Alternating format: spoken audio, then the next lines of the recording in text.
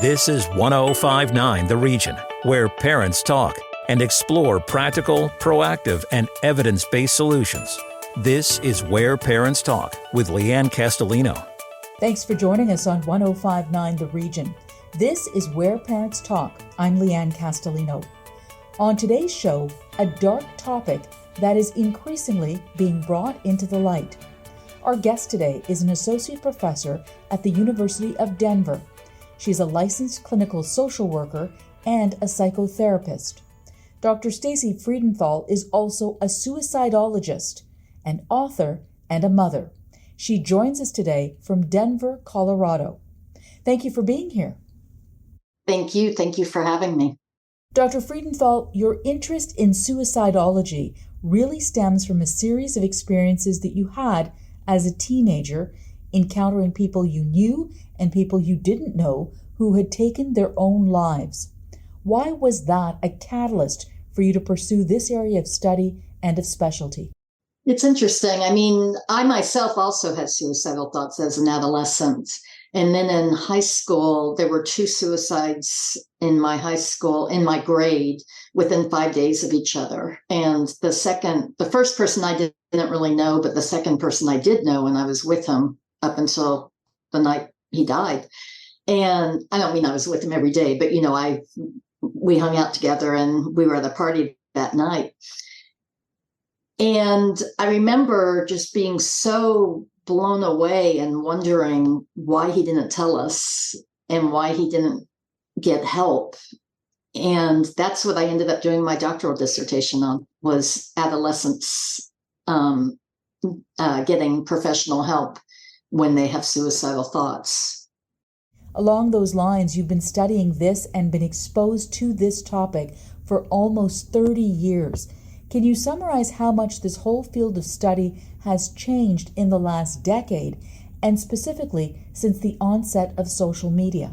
It's definitely changed a lot, even well before 10 years ago, but in the beginning of this kind of suicide prevention field, there was a belief that you had to be a professional to talk with somebody about suicide, about suicidal thoughts. And I spoke with an older gentleman who said, when he was in the 60s, when it was the 60s and he was young, he was instructed, don't ask, he was a case manager, don't talk to the clients about their suicidal thoughts. Only psychiatrists and psychologists can do that. And fast forward about 40-ish years, the Surgeon General issued a call to action for suicide prevention in the early 2000s.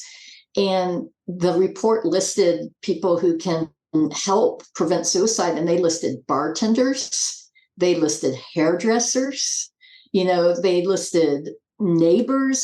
So really everybody can play a role in helping someone who has suicidal thoughts. No, you don't want to be recommending certain medications or, doing a full risk assessment if you don't have the training for it. But there's something that you can do just as a family member or a friend. Before we get into some specific examples of how parents can help a child who might be having suicidal thoughts, I'm curious as to the global epidemic that we are currently in of youth mental health challenges and how that has impacted your work. Yeah, it definitely impacts it in a very real and practical way, because I see it in my clinical practice, and I see that, and our son, he's 23, I see his worldview and that of people that he knows, and just how shaped their lives are by fears around climate change, around closed off possibilities, that my generation, quite frankly, had access to in terms of home ownership and college without debt. And then also you mentioned social media. Social media is really a blessing and a curse. And people tend to focus on one or the other, either how much it helps or how much it hurts. And I think it's important to look at both, because there are definitely instances of toxicity with social media. And there are instances where it's helped people heal by connecting them with the community and, they don't feel alone. They're empowered with information. So I kind of may have strayed a little from your initial question, but just to answer, it's on the minds of so many people in this field, the state of young people and the state of the world that awaits them, not only awaits them that they're in now, but also that is affecting feelings of hopelessness. And of course, I mentioned all these things. I didn't mention the pandemic, and that's a huge factor. But, that young people's lives for a significant proportion of their existence were really affected. So in your private practice, then, do you see any other trends? Have you seen any other common trends among your patients as to the root causes of some of these suicidal thoughts? Well, I don't know that this is specific to my private practice. I mean, I've definitely observed it there, but also in general, I think there's a growing awareness that suicide isn't only a mental health issue. It used to be thought that 90 to 95% of people who died by suicide had a mental illness. And now research is showing that that number is probably significantly lower. And of course, mental illness vastly increases the risk for suicide. So I'm not implying that they're not related, but there are also things that have to do with quality of life that are related to suicide. And that can be homelessness, unemployment, debt, social isolation is a big correlate. There's an awareness that it's not only mental illness, it can also be societal conditions. And even, this is kind of a buzzword these days, but social justice, that suicide is a social justice issue. And I was really struck during the first months of the pandemic, the suicide rate actually went down in the United States. And in fact, I believe it was that April when the pandemic began, it went down markedly, like almost 10%. And of course, we don't know why for sure, but some of the things that I hypothesize that are related to that decrease are that in the United States, student loan payments were suspended. Unemployment was increased. There were pandemic stimulus checks that went out to people. Evictions were halted. And so, and we see too that in other countries around, like especially in some of the European countries where there's a social safety net, suicide rates have actually been declining while they've been increasing. This is Where Parents Talk on 105.9 The Region. I'm Leanne Castellino in conversation with Dr. Stacy Friedenthal, suicidologist. Dr. Friedenthal, let's talk about how parents can spot signs and clues. If someone has a child or children who may be experiencing suicidal ideation, what does that look like? It can look like many different things. And in fact, it can be invisible because a lot of people hide. And there's significant research that shows that a big proportion of adolescents and adults, for that matter, don't tell people when they have suicidal thoughts. And even therapists, they don't tell their therapists. About 40% in a study of adolescents and young adults, 40% of those with suicidal thoughts had hidden them from their therapist. So having said that, some of the things to look out for would be obviously direct statements of, I wish I weren't alive. I wish I could go to sleep and never wake up. Nobody will miss me when I'm gone, or people will miss me when I'm gone. Anything that overtly alludes to death would be something I would want to, say, hey, time out. What's going on? What is behind that statement? But then there can be indirect hints. There can be jokes. In my book that I had published earlier this year, I talk about an emergency room doctor who people would say, how are you feeling today? And she'd say, nothing that an overdose of insulin couldn't cure, and an overdose of insulin is fatal. And they just laughed because they thought she was kidding, but she wasn't.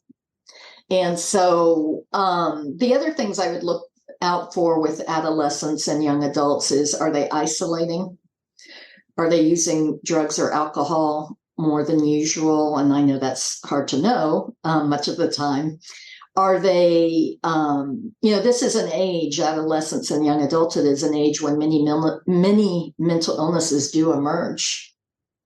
And so while I said suicide isn't only due to mental illness, it definitely is a big correlate. And so are they demonstrating symptoms of depression, sleeping much more than usual? I know adolescents sleep a lot, but, sleeping much more than usual, or not able to sleep much at all, sudden apathy about grades or sports or other things that have interested them in the past, low energy, sadness, feelings of guilt, those are symptoms of depression. So those are some of the things that I think would be important to look out for. We know that a breakup of a romantic relationship can be a period of heightened risk. Having a friend attempt suicide or die by suicide can create additional risk. And so I think it's really important, and I suspect you're going to ask me about this, but I'm going to go ahead and just volunteer it. I think it's important to really directly ask the question, if you're concerned as a parent, to ask your child. A lot of teens today, they're having suicidal thoughts. Do you have suicidal thoughts? Just as a way to open the conversation and show that the parent isn't afraid to talk about it. The parent won't flip out. The parent wants to know. For those reasons, I think asking directly is important. So much of what you've just described there really is rooted in communication within the family, communication with your child. That obviously does not exist in every family. You've got all kinds of family structures as well. What would you say, or what can you offer as a practical tip to help empower parents to actually try to have this conversation if they are concerned, as they try to sort of parse through all these different potential signs and symptoms that you've just outlined there? Yeah, I think the most important thing is people have a fear that if they ask their child about suicidal thoughts, that it will trigger suicidal thoughts or give the idea. And so I want to provide the assurance right off the bat that there are recurrent research studies that show that that is not the case. And in fact, most people learn about suicide at a very young age. Even if they may not know the word suicide, but most first graders know that there are people who intentionally end their own life. So by bringing it up, you're not introducing a new idea to an adolescent that they haven't considered or that they wouldn't have considered before. And in addition, the research shows that it doesn't make people worse to ask. There's a small percentage of people who say it is upsetting to be asked, but they get over it like within minutes. And the risk of not asking is so much greater than the risk of asking. If you ask and they get upset for 10 minutes, that's very different than not asking and missing really what could be a precious opportunity to help.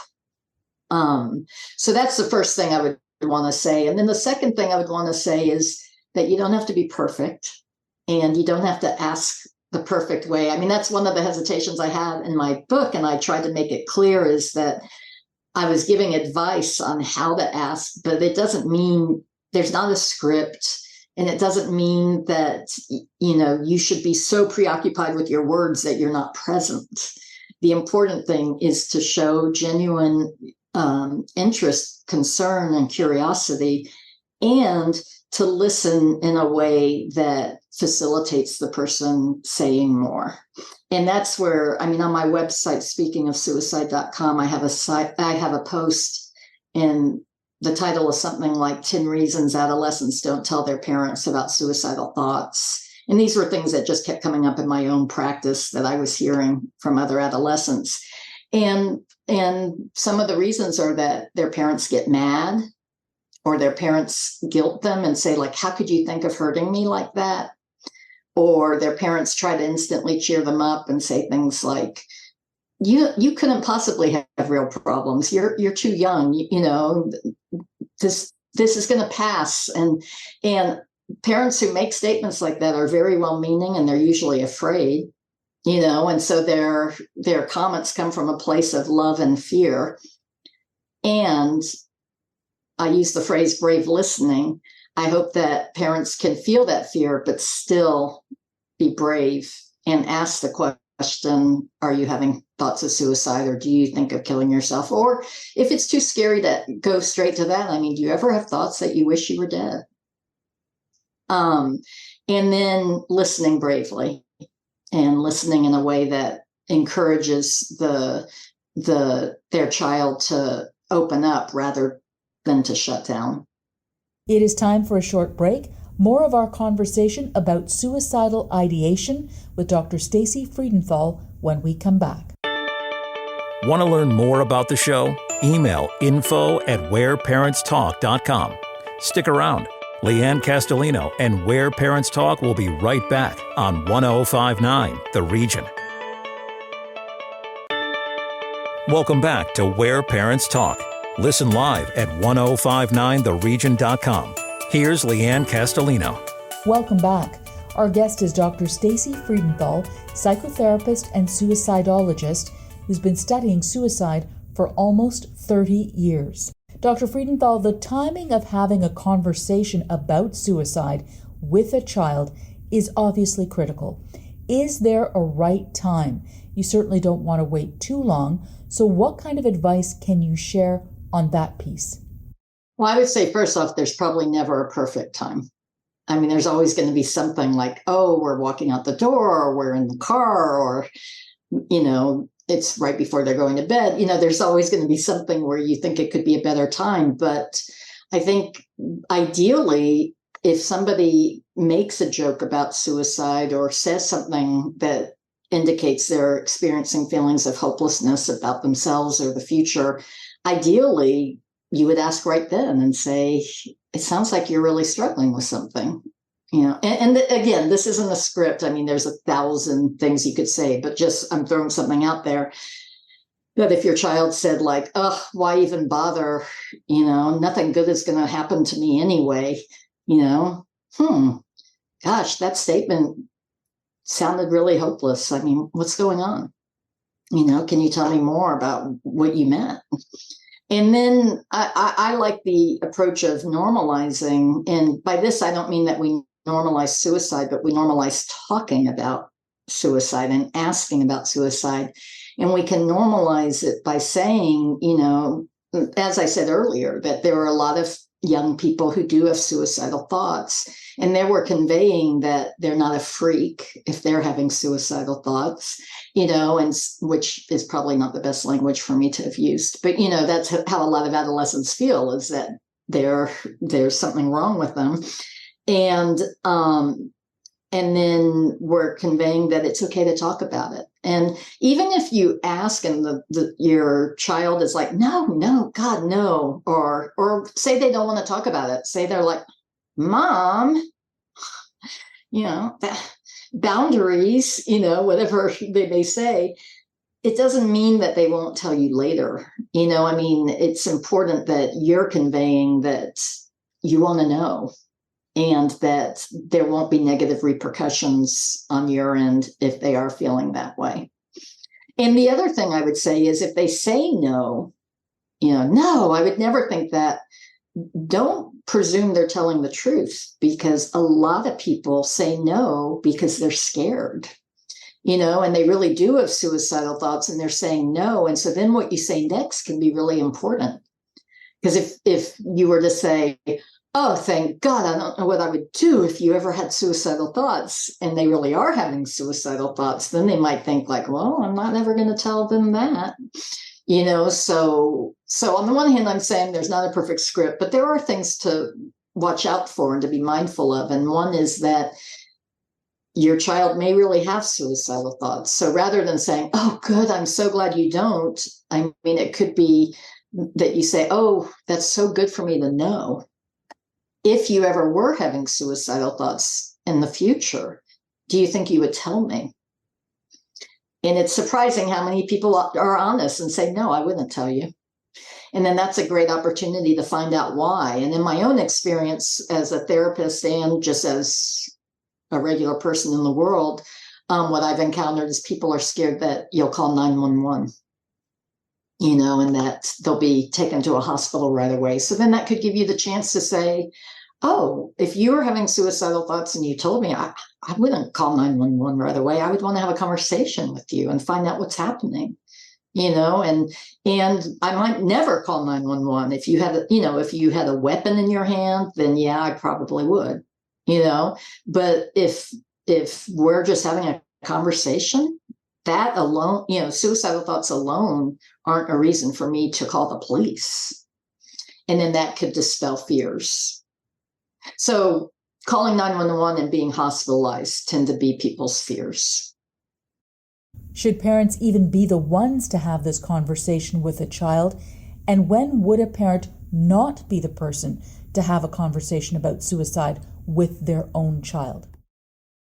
I think parents definitely should, because parents are in the trenches. They're seeing their child many, many more hours than any mental health professional can.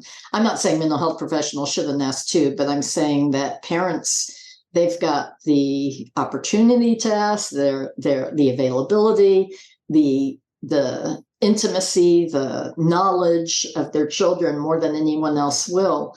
Where I would say it's time to involve a professional is almost always if someone's having suicidal thoughts, then they'll benefit from mental health treatment of some kind. Whether that's psychotherapy, whether that's a risk assessment, whether in some cases it may even be medication. Not my wheelhouse. I'm not a psychiatrist, but just there's research that shows that. So I don't think it's either or, that either parents ask or they don't. It can be both, that they ask and then they connect their child with help. We talked about this a little bit earlier, but I wanted to get more granular on social media. And in and of itself, is it safe to say that it has been an influencer where it concerns suicidal ideation?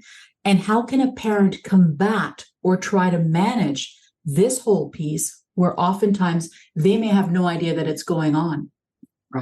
Right.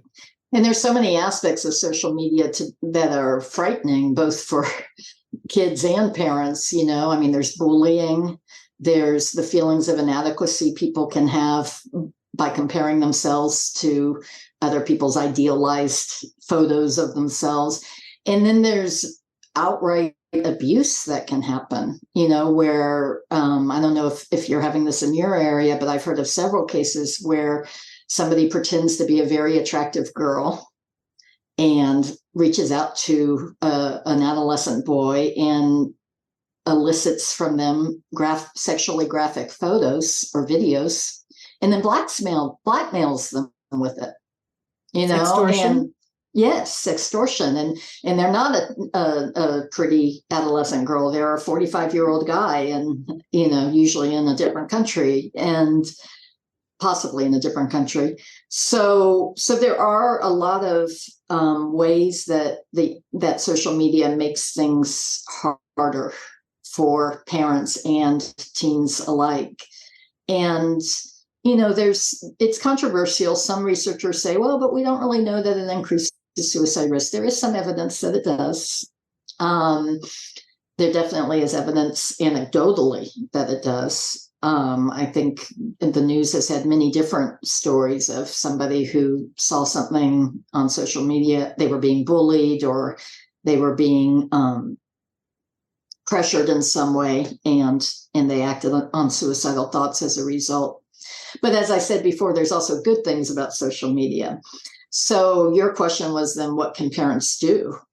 And that's what's controversial is some people say give kids freedom, don't monitor their social media use. They're almost adults, show that you trust them.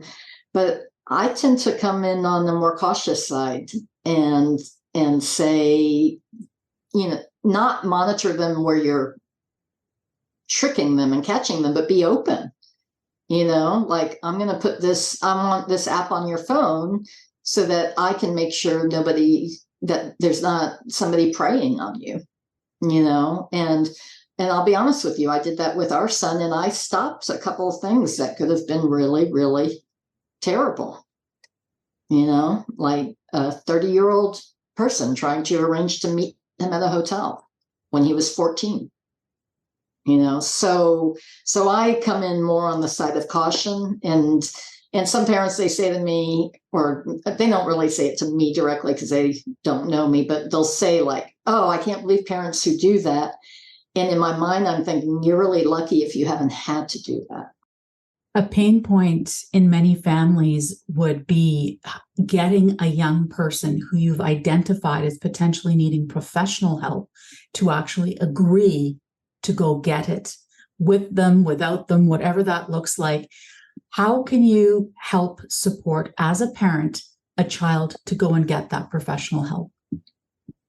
Yeah, that's a really good question. I recommend if you have the resources to do so, and I have to say, I don't know how the system works in Canada in terms of your nationalized healthcare, but if parents have the resources to take their child to more than one provider, so that then the child can say, I like this one, not that one, and they can feel empowered in the process, then I recommend that. And really just generally as being as empowering as possible, and giving them choices where you can. Like, do you want to go in the evening or do you want to go immediately after school? And what kind of person would you feel comfortable talking to, a man or a woman or somebody who's gender nonconforming? Just really getting their information and taking their preferences into account. But it is hard if they're completely opposed. It can become a power struggle, and very few people win power struggles against, with their children. You contend that studying suicide gives you hope. How is that? Yes. Well, for one thing, before I became involved in suicide prevention, I thought that having suicidal thoughts meant there was a really big chance you would die by suicide. And now I've learned that I figured out the math once. I think it's 99.7% of people who have serious suicidal thoughts do not die by suicide. So I find it hopeful that even though these suicidal ideation, the clinical term for suicidal thoughts, can be so compelling for people, that most people survive them. Now I grieve that it's not 100% of people don't act on suicidal thoughts, because that 0.3% is a huge tragedy. But it also gives me hope that most people who attempt suicide and survive don't go on to die by suicide. It gives me hope that we have found various ways to help people who have suicidal thoughts. There's a number of psychotherapies that have demonstrated at least some effectiveness in helping people, and these can include like cognitive therapy for suicide prevention, dialectical behavior therapy, the collaborative assessment and management of suicidality, which is CAMS. There's even a couple of medications that appear, we're not sure, but that appear to have a direct causal link to lowering suicide. Dr. Stacey Friedenthal, suicidologist, psychotherapist, we thank you so much for your time and your expertise today. Thank you.